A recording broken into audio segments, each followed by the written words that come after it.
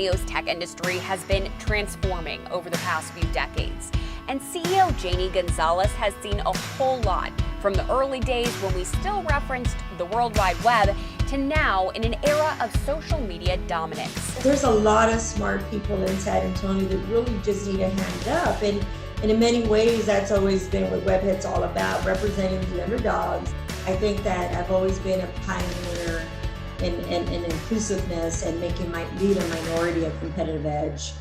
In this week's episode of Commerce Street, a business podcast from KENS 5, producer Kristen Dean sits down with her for a conversation about her experiences in the industry, what's next for her own career, and her take on the landscape. Janie Gonzalez is CEO of Webhead Technologies, a San Antonio company started in 1994, just when the World Wide Web was becoming common in people's homes and in businesses. This month, her company launched a new software factory, which she explains is bringing something unique to San Antonio. We begin our conversation with the early years of her career and the beginning of Webhead Technologies. My name is Janie Gonzalez. I'm the CEO of Webhead Technologies, known as Webhead. It goes way back. I think what inspired me really was my upbringing.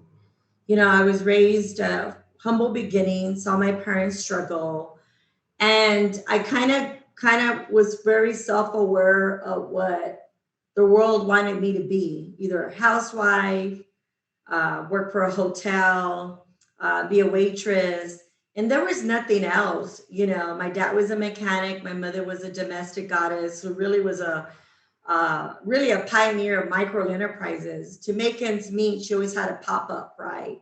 So I learned really, really early on that there was a lot of things that I loved about my mom and my dad, but the thing that I didn't like was a lack of education and the lack of opportunity. So I kind of knew that I wanted to break the cycle of poverty or lack of higher education. So I was determined to go to college. And around that time, I was dating someone that was already in college who said, well, why can't you go? And I said, because tradition says otherwise, right? And so that was the beginning of me just saying, oh, you go to college, how do you do it, right? So eventually I ended up going to a community college, Palo Alto College, and I got more inspiration there. Decided to pursue a degree in sociology. How that helped me with Webhead, you'll learn later. And then eventually passed to transferred to UTSA and graduated from UTSA. But before I graduated, this individual that was going to college, I ended up marrying, and he ended up being a computer scientist. And one of his jobs was working for the high performance computing lab, because there were no minorities that were Hispanic participating. There were students that were Chinese, there were students from other cultures, but no Hispanics in the computer lab. As you know, there's very little participation in STEM from Hispanics, right? African Americans and Hispanics are nowhere near where they need to be in numbers when it comes to STEM. So he was recruited. He was doing some really high-end, high-performance computing stuff, but I would walk in and take him lunch. We were married already by then. And it was my first exposure to Netscape. You're really young, but that was one of the first browsers. And then I asked a lot of questions like, well, what are you doing? He was like, well, my job right now, besides everything I'm doing, is I'm establishing the first web server at UTSA. And this thing is called the World Wide Web, the internet. And I just said, it had me at hello. The moment that I understood in very layman's term what the World Wide Web was, I applied my sociology background of understanding how people interacted in cultures and work and space and family units and everything. And I said, you know what? This will transform, as cliche as it sounds, the way we live, work, and play. And so I encouraged him to start Webhead. And we started Webhead in 1994 out of our house in District 5, KENS 5, District 5, in the area that we grew up in. And I said, and we're going to start our own business. And sure enough, those were the days where there was very little ISP providers. As a matter of fact, some of the TV stations were ISP providers. And so we started doing a lot of work for everybody who had funding. We got no funding.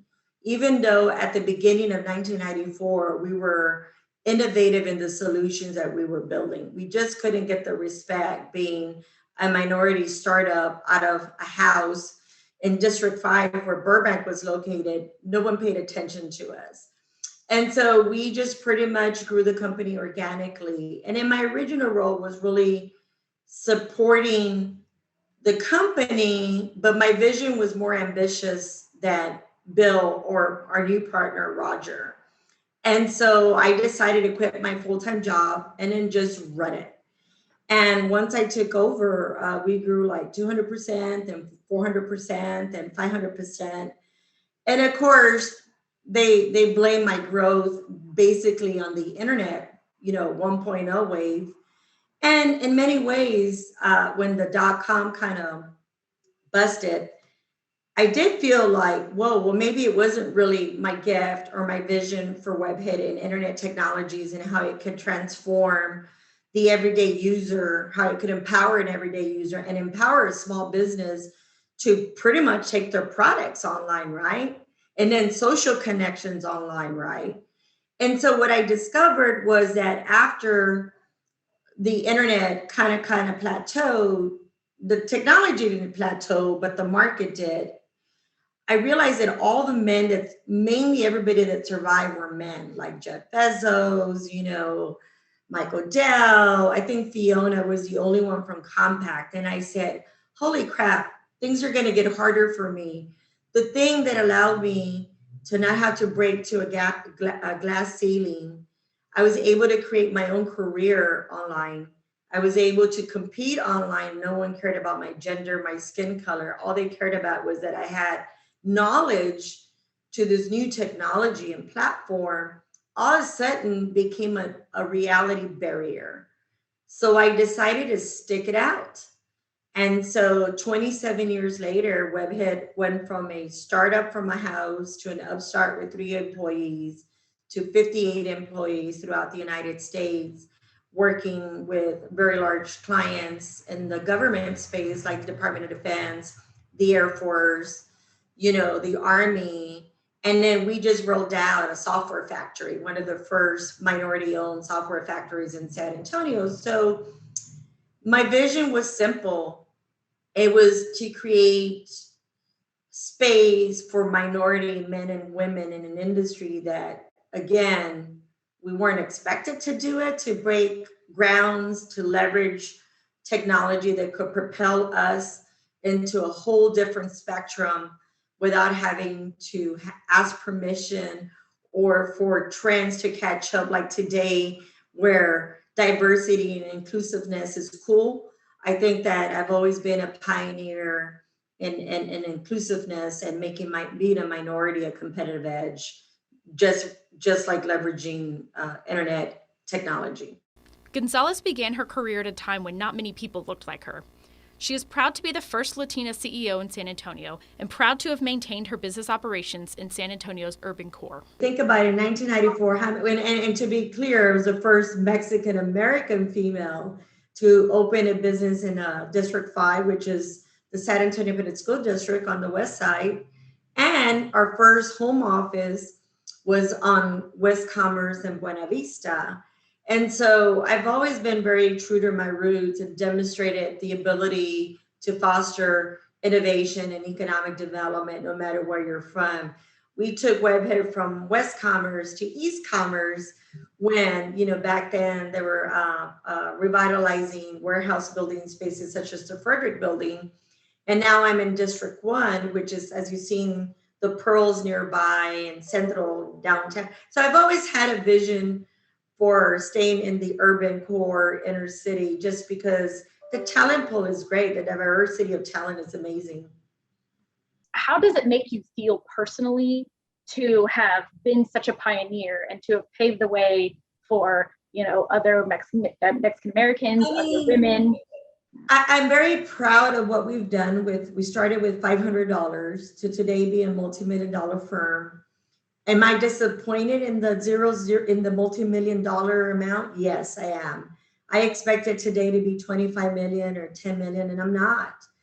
And it's not for lack of trying. I think the lack of scalability And no matter how hard we work as a company, the bigs always get all the attention. They have really good funding, and our business model, unfortunately, was no longer to be sold, but just organic growth, right? So there's a part of me that is mixed, right? I'm passionately frustrated too that there are not more webheads, right, in San Antonio. There's a lot of startups, and startups are getting funding, but there isn't a lot of homegrown IT companies that are around doing fairly well in or out of the 8A program, a government funded program, or VC funded. I'm disappointed with that. I think that there's a lot more in San Antonio than when I first started. There's a lot of companies I'm proud of. There's a lot more women in the industry. I will say that it was really interesting to see the evolution of women in technology, but you find a big acceptance in women in social media, but you don't necessarily find it so much in software development or engineering or biosciences. And so you see how we continue to want to put women in certain boxes, right? And again, there's nothing wrong with being an influencer and having a successful social media company. But again, I think that the industry continues to try to put us in boxes, which makes it even harder for women in STEM to succeed, right? So very proud of our organic growth in history, and very happy to be the first to start a tech company, the first to generate more than $1 million in revenue in San Antonio, to celebrate 27 years of history, to now open a software factory, but very passionately frustrated that we've made a dent. We have not made a significant amount of difference in a field that I think, San Antonio could significantly benefit from. And we don't need to be Austin either. I want to argue that we don't need to be the Austin tech scene. I think that San Antonio has a lot of unique strength, and with the military, with health IT. I mean, there's a lot of big nuggets here that we have: aviation, manufacturing. So I really wish that sometimes we were more unique in our selling proposition, and not aspire to be like Austin, but to continue to be unique San Antonio, even when it comes to STEM. I think, again, being an underdog and being a minority is a competitive edge when you're underestimated in your capabilities and someone discovers you, and you can do the same great work that you can get in the East Coast and the West Coast in San Antonio. So there's a lot of pride in that. Well, that actually leads me to one of the questions that I was going to ask you. And we talk a lot on the podcast about the differences between San Antonio and Austin. It always draws comparisons. But we always want to know from everyone we talk to, how do you think it's going in San Antonio as far as diversity of industries, the tech industry, our growth in San Antonio? How do you think that's all going, and what do you think we need to do? I mean, obviously, if we're going to compare it to California and you're going to compare it to Austin, we're not there, right? But if you were just to look at San Antonio's history, just its history alone, right? I think in 27 years, we've made some significant headway. We really have. It gets overshadowed when you're not recruiting the type of big brand companies like, Tesla, and, you're not, you don't attract that. And therefore people are like, oh, there's nothing. But there is a lot of pockets of great, tech focus or biomed focus or manufacturing focus organizations that are doing really well. I mean, we have a significant amount of data centers, and we are leading in so many ways. I think UTSA is doing a really good job with their cyber program. I think A&M San Antonio is doing another great job with cyber. I think you have a lot of new startup VC funding happening in San Antonio. To hear a company get funded for 25 million, you didn't see that back then when I first started. So I think we're unique. I think what makes San Antonio special is really our regional approach. I think that what we don't highlight enough is our binational relationship with Mexico and the United States. I do a lot of tech cross-border commercialization or presentation of relationships. You know, we don't look at how deep we have relationships with Canada and Mexico and other countries where that exchange of intellectual property and commercialization and technology is taking place. You know, so I would say if you just measure us for just us, I think we're doing great. I think that we are very, very regionally strong. A lot of, especially South Texas and border cities look to us as leaders, and I think we really are. You know, obviously, if you compare us to Austin and in California, where you know we've made a dent, but when you think of our history and you think of where we are today, I think we're doing a very good job. I also was going to ask you about the software factory Yeah, sure. that your company is opening. Sure. So there's a couple of already software factories here in San Antonio, and I believe one is Level Up and Air Force focused. The difference between theirs and ours would just be that we have no constraints being privately owned, right? We adhere to the best practices of dev secure ops, right? But we don't have the constraints, the military requirements of constraints of security per se. And so I think that's really a unique proposition, that there's more flexibility in being innovative and taking. So ours has a really large R&D component to it of taking large legacy proprietary systems and then using commercial technology. The other thing too is, again, what makes us unique, I think, that I'm very proud of is my entire dev team, even though we're an EEO, is 100% Hispanic. And there's a reason for that. And the reason was that the pandemic created a shortage of IT professionals. So I had to get really creative in how I was going to recruit. And I looked to South Texas. A good portion of our team is from the Valley. And it's an example, again, of leveraging my culture and leveraging Webhead's history and story to attract talent that is proud to be part of a minority-owned, woman-owned software factory. And are you guys actively hiring right now? We just went through a major hiring. I'm not, but around here, it doesn't hurt.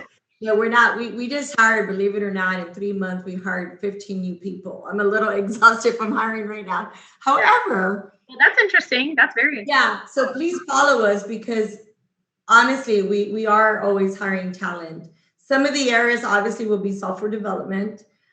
We are handling a couple of national accounts for social media. And so social media specialists and analysts, data analytics is another area, and security professionals. So those are our top needs: security professionals, cloud professionals, software developer, full stack. We're technology agnostic. We don't discriminate as far as what technologies we use.